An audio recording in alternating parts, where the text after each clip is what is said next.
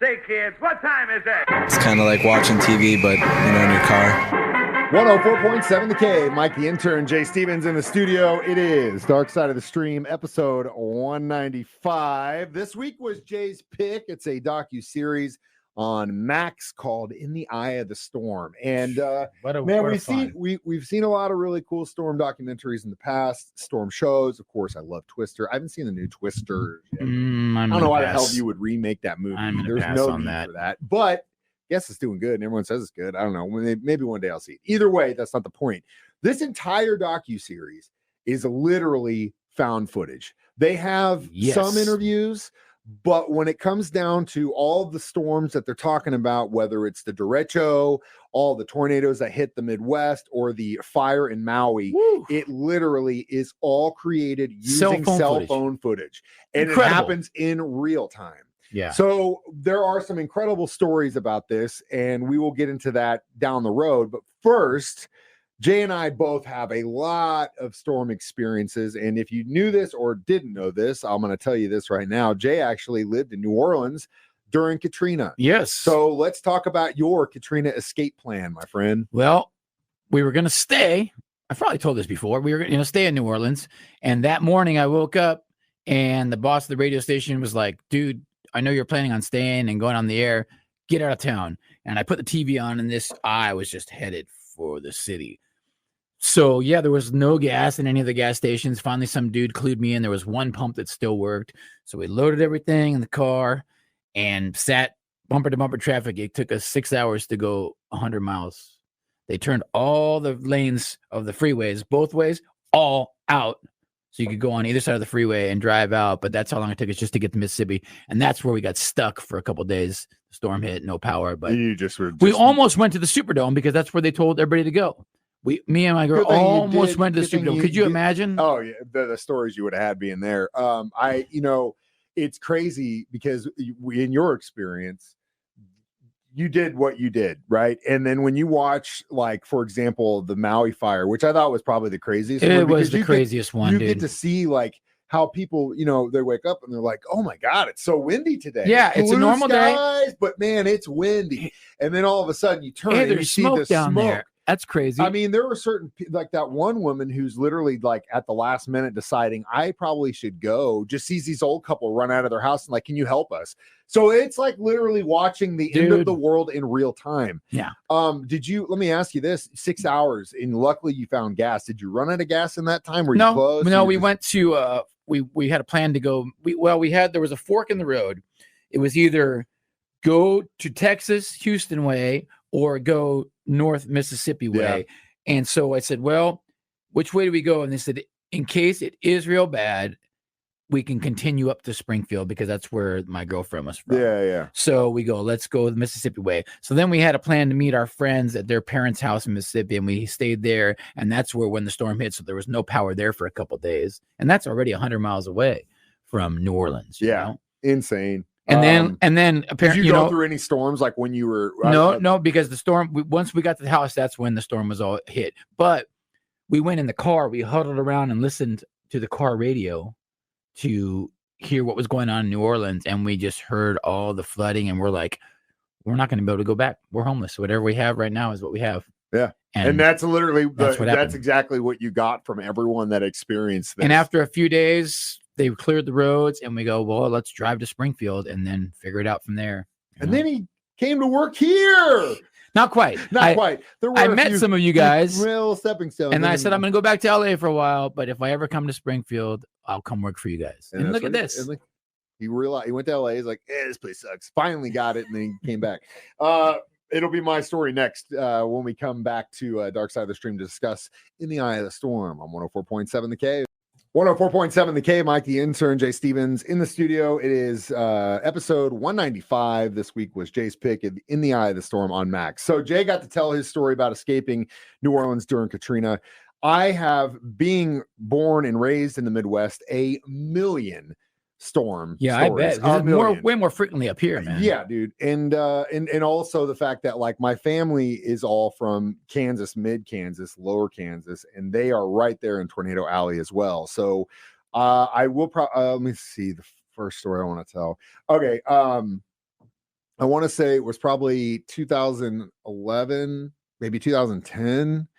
My family, my mom's side, my mom was still living in Colorado. So my grandparents and my aunt and uncle and a couple of my cousins all decided to all drive out from Kansas City and go stay out there for a week and go to Estes Park, Rocky Mountain National, like do the summer Colorado trip, right, with my mom. And so at the time, I think my grandfather was driving like a Escalade or something like that, one of the bigger SUVs. And we are in the middle of Kansas on I-70. And just like that derecho episode, you could see it's just like a wall across the horizon. Dude, and I had never heard of that dark. derecho thing. Bro, Wow. it's so dark. And so as we get closer, and I think we were around Hayes, Waukene, something like that, mid to western Kansas. And I'm looking at this thing, and I was at this point, I want to say I was in the back seat, and my grandfather was driving, and I'm like, hey, we need to pull over. Like, this is not gonna get better. Like, this is looking really bad. And so it's like that one story in the they're in the kid, car. Dude, that storm chaser. When we talk about these stories, I definitely got something to say about that kid. But yeah, we pulled over because I was like, there's nothing we can do. And again, if you're ever in a situation like this, everyone wants to go to the underpass and go, that's the worst place to be. Really? Dude, it's like a wind tunnel. All that wind just sucks you right out. Your best bet is to get in the lowest place you can get to. And if you're in your vehicle, hopefully you got a lot of weight in it. And if not, you will be what, like that footage of the tornado with car lights going around it. Yes, that was insane. There was people in that car literally about to die. That was crazy. But anyway, so we pull over, and then probably the biggest hailstorm I've ever been in my life. We're talking baseball size, softball size, completely demolished that vehicle. While you were in it? Oh yeah, glass everywhere. My cousins are bawling and screaming, and I'm just like huddled over one of them, and I got my head down. I'm getting just bashed with glass. So it's on a Sunday, right? The storm gets through. I've got this big, because my grandfather's like, I can't drive. I'm like, well, okay, I guess I am. So there's literally a hole through the windshield about the size of a quarter that I could see through. Oh my gosh. I drive us into Hayes. We kind of drive around trying to figure out if we can get the windshield fixed. Everything's closed. Everyone's like, you're going to be stuck in town for at least a day, maybe 2 days. Everyone's like, I can drive from here into that. So I drove another 8 hours to Colorado with the quarter hole size through the windshield, up on the windshield like this. Oh my gosh, dude. To Colorado Springs all the way. And wow. My family, my grandparents were just like, I can't believe you did that. I was like, I wouldn't stay in Case, Kansas, man. If you ever been had to stay in a town like that for a long period of time, there's not enough booze in the world. My second story will probably be one of my earliest memories. I was at my grandparents the night before Easter. I was probably 8 or 9 years old, and in one night, 7 tornadoes. Oh my gosh, dude. And what was funny about that is grandfather, veteran, pilot, not scared of anything. He very interesting dude. Probably one of the first atheists I've ever met in my life, which is crazy that my grandfather was an atheist, but he was a hardcore guy. So we're all in the basement, right? My grandma, my parents, me and my brother, and we're all like, where's grandpa? And my grandma's like, he's not coming down. And then, so the first one comes through. Second one is coming in. My dad goes up there. He comes back down. He's not coming down. So it goes through. Third one. He wasn't finally, I think at the third or fourth, they convinced him, like, hey, Ray, get your ass in the basement. It's not stopping. Don't you tell me my business, you devil woman. 7 tornadoes in one night. And then, of course, I did weather coverage when the Joplin tornado hit. I was on the air that entire time. So that was nuts. But again, through these stories, it's crazy that you can actually witness this in real time. And that's what we're going to talk about next, that our stories are finally done. Dark Side of the Stream returns in just a few minutes on 104.7. Mike, the intern, Jay Stevens, back in the studio. Dark Side of the Stream, episode 195, In the Eye of the Storm. So the first episode talks about all the different tornadoes that happened in a very close period of time. It focuses on one kid. He's a storm tracer for 2 of the episodes, and he literally gets caught in one, right? Dude. Ends up saving some guy, sees some guy who just got annihilated. He's like, my parents got hit. He's like, jump in the car, we'll go save him. Goes over there, they get him out of the house. 2 days later after this, you think that'd be enough for this kid? Yeah. No. Now he ropes his friends into going out. Dude. And through no fault of their, well, it was their fault because they should have just stopped, but they think at this point that they are going to be able to outrun this tornado. And they don't. And they got basically a electric pole falls in front of them, and then they get caught in this thing. And I mean, that tornado hit that car. It's so lucky there were 4 people in it.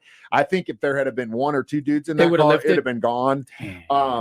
But I had seen that video before. It has made the rounds on like reels and stuff, and that guy just screaming. Well, that's what I had a problem with that. I had a problem so with bad for that dude. A couple of these guys bawling his eyes out, screaming and crying. If you're in a crisis situation, that you're just exerting energy there, man. You need to focus. Like screaming and crying is not going to save you at all, man.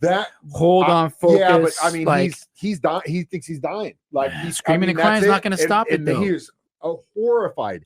If you're that scared of storms. Don't go chasing them first. Bro, you should not be driving the car. What are you thinking? If you're going to go into hysterics like that, the last thing you should be doing is driving around a car trying to chase him. Yeah. Crazy thing is even the kid at the end, he's like, "Did I make mistakes?" He still wouldn't admit it. And I was like, "Shave your chin, you moron." Well, there was a couple of them. That guy was an idiot. A couple of these screamer and criers, and I was like, "That's not going to save you." No, man. Well, but I mean, what are you going to do? You know, and the other thing is the kid who was walking home from his mechanic job at Walmart that literally held on to the door of an insurance place. Yes, that was the nuts phone's too. in his pocket, and you could just see it. The other chick that were at the dentist's office, and you hear her husband say, "Honey, you need to back up off the door." Yeah. Next thing she knows, she gets sucked out of the door, and the only thing that saved her life was her husband. Props to him for holding on, man. And she's got the phone recording still, and she's bawling. Like, "You saved my life." Yeah, well, maybe you should listen to him next time he tells you to back up. That was nuts. Idiot. The other one, and probably the most, I mean, there are hardcore loss of life, just so many different stories. But of course, the Maui fire was just intense. I watched that one first. I went through and saw the 3, and I go, I'm watching the Maui one first. Dude, the thing that kept coming into my mind was like, this is exactly how, like, I not recently, but I got a chance to see the Pompeii exhibition, the Mount Vesuvius eruption that basically just covered an entire town. And then, you know what I'm talking about, right? Yeah. Frozen in place. When we went, I think it was in Chicago, at the Natural History Museum is where we saw the exhibition, which was just incredible, especially for me. They put you in this room that kind of like went through the time by time and how this all happened. Like there were earthquakes, then the eruption, then everyone's like, "Oh, wait a minute, this stuff's starting to fall from the sky. We need to get the hell out of here." Watching this Maui thing unfold was just like, in my opinion, I kept thinking about that this is exactly what those people went through. It was like, "Oh, we're going to the store. God, it sure is windy. What the hell's going on? This wind's getting intense. Smoky? Why is it so hazy out here?" And then literally within 2 hours, your entire life is up and smoke. Running for your life, and jumping in the ocean, jumping in the ocean, dude with his cell phone still going in the ocean. Him and his family just sitting in that canal. And then that one guy who was the caretaker of the animal shelter, he's like literally just walking the beach fence, and he's finding bodies and waking people up, dude, that are just passing out from. Oh my God, it's just burns and smoke. Like I said, we got a chance to basically watch Armageddon, and that it was scary. Yeah, it's almost like Blair Witch Project, dude. Like, Dude, oh man, it was gut wrenching. I didn't know what to think going into this documentary because I was like, oh. It was intense. It was good. It was really good. Easy watch too. Yeah, easy for watch. Sure. We'll be back with our reviews on it next. Dark Side of the Stream on 104.7 The K. Mike the Intern, Jay Stevens back in the studio. It's Dark Side of the Stream, episode 195 this week in the Eye of the Storm on Max. How many broken cell phones would you give this documentary? I'll go 4.5. Okay. Almost perfect score. Not quite. I do wish one complaint I had was the knock on the Hawaii one. Whoever did the translation, because that I was not even expecting you to come out with that one. Because some of the cops and stuff, they speak, it's called pidgin, right? It's kind of like a blend, a slang, and some of it's the like the Jamaican dialect. Some of the typed words were not what he was saying. That bugged me because I knew what he was saying because that's where I'm from, So say something in pidgin then. Huh? Say something in pidgin. Hey, brother, we go find him. That would be a cop saying, "Hey, dude, let's go find those guys." What you said? Give me something. Yeah. Give me something I would. Well, he said something like, "Uncle, you get one lock." or Uncle, you got one saw, and stuff like that. It wasn't, the words weren't matching up with what he says. When he was trying to wake them up. The fence. Remember they had when they were, that was the crazy. fence was locked. When they were the cops with the body camera. Uncle, you got one about saw. Yeah, well, all those cars were trying to get out and they were gated in, and he was like, "I'm gonna ram it." So you see him. I mean, he's going so fast, grabs the tow cable, and right as he's about to pull it with his truck, thank God it wasn't a Cybertruck, FYI. Because it would have just fallen apart in a heartbeat. Looking at you, Elon. But they love the trucks, by the way. That guy comes out with bolt cutters in no time. Yeah. It was just saved the day. God, that was crazy. I'd definitely give it a 4.5, if not a 5. I thought, like, for the most part, it was just unbelievable. It was carnage. intense and great. It's like being there, It's like it'll give you goosebumps because you're literally, the cell phone footage is there, man. You're on the ride. Next week for our Dark Side of the Stream episode 196, we will go through all 4 episodes of the newest season of Unsolved Mysteries on Netflix. And another one, huh? Yeah, there's only 4 though, I think 4 or 5. But you'll be interested because there's one about Jack the Ripper, which is definitely interesting, and there's one about the Mothman. So I know you like the conspiracies. There's also, I love these things. There were 2 that were very weird. One that I thought was heartbreaking because it's just, I think, one of those situations where it's just a horrible, horrible accident. But anyway, I'll let you figure it out yourself. We've got a week to do that. Watch us do this live on Facebook or YouTube every Thursday at 9 a.m. You can listen to it during my show at that time, or Jay's show at 6 p.m., or as always, as a free podcast on our 104.7 The Cave app. I am Mike the Intern. That's Jay Stevens. Reminding you, we watch movies, documentaries, so you don't have to. Dark Side of the Stream on 104.7 The Cave.